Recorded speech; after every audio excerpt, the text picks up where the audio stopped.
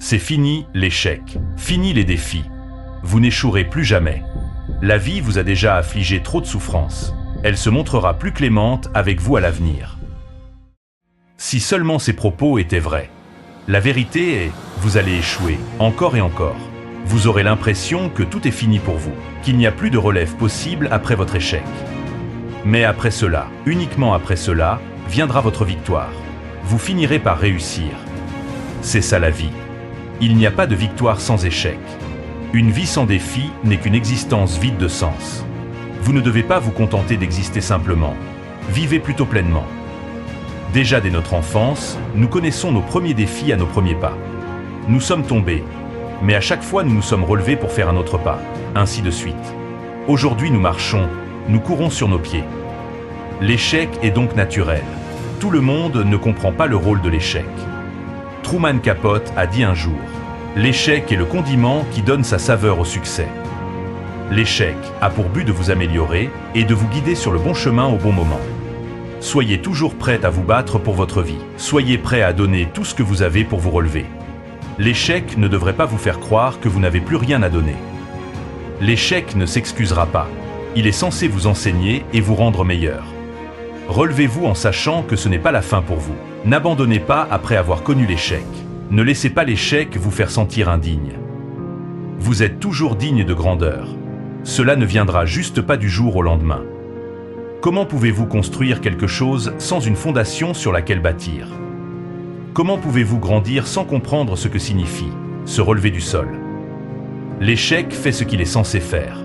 Comme l'a dit James Cameron, il n'y a pas de plus grand enseignant que l'échec. La question est, comment vous relèverez-vous encore plus fort, plus motivé que jamais? C'est la question que vous devez vous poser. Sénèque l'a si bien dit, ce n'est pas parce que les choses sont difficiles que nous n'osons pas. C'est parce que nous n'osons pas qu'elles sont difficiles. Ne choisissez jamais l'inaction face à vos défis. Parce que l'inaction, au finish, vous coûtera très cher. Vos excuses vous détruiront et vous priveront de tout ce que vous désirez si vous les laissez faire. Elles peuvent vous soulager momentanément de ne pas avoir accompli ce que vous deviez, mais elles ne vous aident en rien. Levez-vous maintenant. Regardez droit ces défis dans les yeux. Avancez vers eux et confrontez-les. Faites de l'action votre habitude par défaut. Dites « Je vais agir ». Entreprenez quelque chose de difficile. Surprenez-vous. La lutte peut être pénible, mais ce n'est qu'une question de perspective. Peut-être vous réussirez, ou peut-être vous échouerez encore. De toute façon, vous en ressortirez toujours gagnant. Et pour le prochain défi, vous serez mieux armé.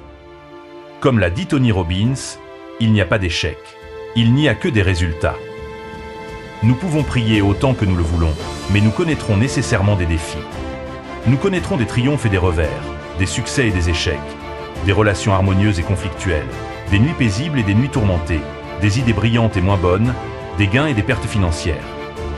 C'est le contrat que nous avons signé, c'est le prix pour notre souffle de vie. Toutes ces choses finiront par arriver. C'est inévitable. Vous pourriez croire que si vous avez peur d'échouer, vous n'échouerez pas. Ce qui n'est pas vrai. Vous devez vous familiariser avec l'échec, le rechercher même, car c'est là que résident tous les apprentissages. Préparez plutôt votre esprit à accueillir l'échec. Domptez vos émotions, ne les refoulez pas, accueillez-les. Mais ne les laissez pas vous submerger. Continuez à avancer malgré les difficultés. C'est très dur parce que cela fait mal, mais persévérez, affrontez les obstacles avec détermination. Imaginez un jardinier qui plante une graine dans un sol fertile. Il sait que cette graine doit passer par de nombreuses épreuves avant de devenir un arbre majestueux. D'abord, elle doit germer et percer la surface du sol, une tâche ardue pleine d'obstacles invisibles. Ensuite, elle doit faire face aux intempéries, la pluie, le vent, le froid et la chaleur. Chaque tempête et chaque rayon de soleil sont des défis que la jeune plante doit surmonter pour croître et se renforcer. Le jardinier s'inquiète-t-il lorsque la plante semble faiblir ou lorsqu'une feuille tombe? Absolument pas. Il sait que ces moments difficiles sont essentiels pour que la plante développe des racines plus profondes et devienne plus résiliente. Lorsque la plante rencontre un obstacle, comme une pierre dans le sol, le jardinier ne la déterre pas. Au contraire, il aide la plante à contourner l'obstacle, à trouver un chemin alternatif. Il sait que ce processus fortifie la plante, la prépare aux futurs défis et la rend plus résistante.